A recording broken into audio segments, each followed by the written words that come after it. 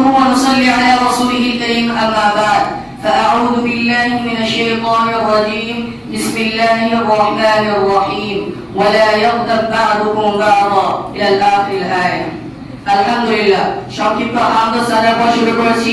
আজকে ইমাম বুখারী রাহিমাহুল্লাহ সালামিয়া মাদ্রাসার পক্ষ থেকে কর্তৃক আয়োজিত ইসলাহ বয়ানে উপস্থিত যোগ্য বিজ্ঞ বিচারক মণ্ডলী এবং সুদক্ষ পরিচালক সহ অত্র মাদ্রাসা শিক্ষার্থীবৃন্দ, আজ আমি যে বিষয়টি নিয়ে আপনাদের সামনে উপস্থিত হয়েছি তা হলো গীবত, তার ভয়াবহ পরিণতি ও তা থেকে পরিত্রাণের উপায়। উক্ত বিষয়টি আমি 3টি পয়েন্টে উপস্থাপন করার চেষ্টা করব ইনশাআল্লাহ। ওয়া মা তাওফীকি ইল্লা বিল্লাহ, আলাইহি তাওয়াক্কালতু ওয়া ইলাইহি উনীব। সম্মানিত উপস্থিতি, এই পৃথিবীর অনেক মানুষ তাদের ভয়ানক পাপের কারণে পরকাল হারাম হয়ে যায়। তার মাঝে এক অন্যতম নিকৃষ্টজনক মহাপাপের নামই হলো গীবত।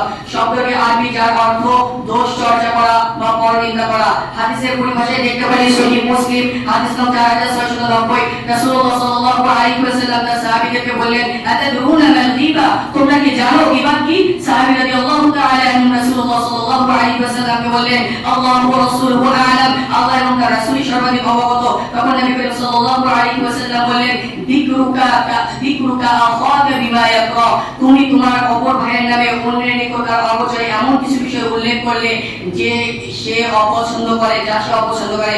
সম্মানিত উপস্থিতি, অত্র হাদিসে আমরা বুঝতে পারি গীবতের সংক্ষিপ্তভাবে পরিচয়। এবার আমাদেরকে অবশ্যই অবগত হতে হবে তার ভয়ানক পরিস্থিতি সম্পর্কে। পয়েন্ট নাম্বার 2, গীবতের কি ভয়ানক পরিস্থিতি হবে এ সম্পর্কে আল্লাহ সুবহানাহু ওয়া তাআলা সূরাতুল হুজরাতের 12 নম্বর আয়াতে বলেন, ওয়ালা ইয়াগতাব বা'দুকুম বা'দা, এই শুনো তোমরা একে অপরের গীবত করো না। আর ইউহিব্বু আহাদুকুম আন ইয়াকুলা লাহমা আখিহি মাইতা, তোমরা কি তোমাদের মৃত ভাইয়ের গোশত ভক্ষণ করতে পছন্দ করবে? ফাকারিতুমু, তাও তোমরা বরং তোমরা এটাই ঘৃণিত মনে করবে। ওয়াত্তাকুল্লাহ, তোমরা আল্লাহকে ভয় করো। ইন্নাল্লাহা তাওয়াবুর রহিম, নিশ্চয় তিনি তওবা কবুলকারী এবং অসীম দয়ালু। সম্মানিত উপস্থিতি, গীবত এমন এক শব্দ যা আক্ষরিক মানে অনেক ছোট হলেও এবং উচ্চারণের দিক দিয়ে অনেক সহজ হলেও তার পরকালীন শাস্তি হবে অনেক কঠিন এবং ভয়ানক। যেমন ভাবে মুসনাদ আহমদের 14861 নম্বর হাদিসে এসেছে, নবী করিম সাল্লাল্লাহু আলাইহি ওয়াসাল্লাম বললেন, যেদিন আমাকে মিলাদের রাত্রিতে ঊর্ধ্ব আকাশে নিয়ে যাওয়া হয়, আমি এমন এক দল, এমন এক শ্রেণীর মানুষকে দেখি যাদের হাতের নখ মিন নুহাসিন, পিতলের। তারা ওয়াক মুশুনা বুজুহাহুম ওয়া সুদুরহুম, তারা সেই পিতলের নখ দ্বারা তাদের মুখ এবং অন্তরের গোশত খামচাচ্ছে। এমন সময় রাসূলুল্লাহ সাল্লাল্লাহু আলাইহি ওয়াসাল্লাম বললেন, আমি জিবরিল আলাইহিস সালামকে বললাম, মান হাউলা ইয়া জিবরিল, হে জিবরিল এরা কারা? জিবরিল বলল, হাউলাই, এরা হলো তারা আল্লাযীনা ইয়াকুলুনা লুহুমান নাস, যারা মানুষের গোশত ভক্ষণ করে, অর্থাৎ মানুষের গীবত করে।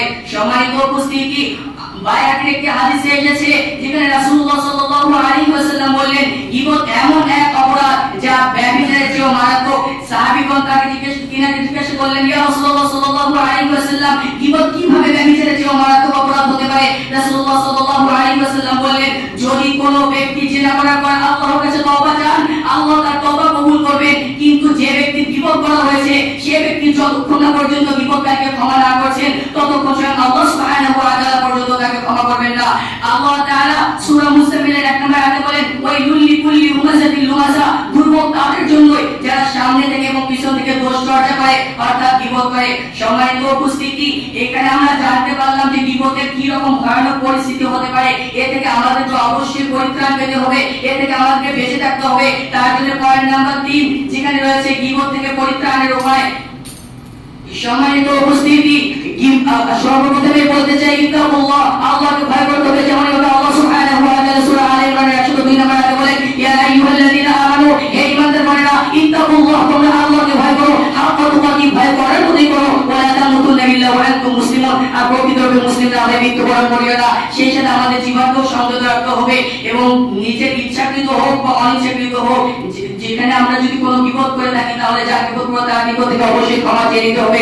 সুতরাং আল্লাহ সুবহানাহু ওয়া তাআলা আমাদের সকলকে গীবতের মতো ভয়ানক অপরাধ এবং গীবতের মতো ভয়াবহ পাপ থেকে বেঁচে থাকার তৌফিক দান করুন। সকলে বলি আল্লাহুম্মা আমিন। এই বলে আমি আমার সংক্ষিপ্ত আলোচনা এখানে শেষ করছি। ওয়া আখিরু দাওয়ানা আলহামদুলিল্লাহি রাব্বিল আলামিন। মা আসসালাম, আসসালামু আলাইকুম ওয়া রাহমাতুল্লাহি ওয়া বারাকাতুহু।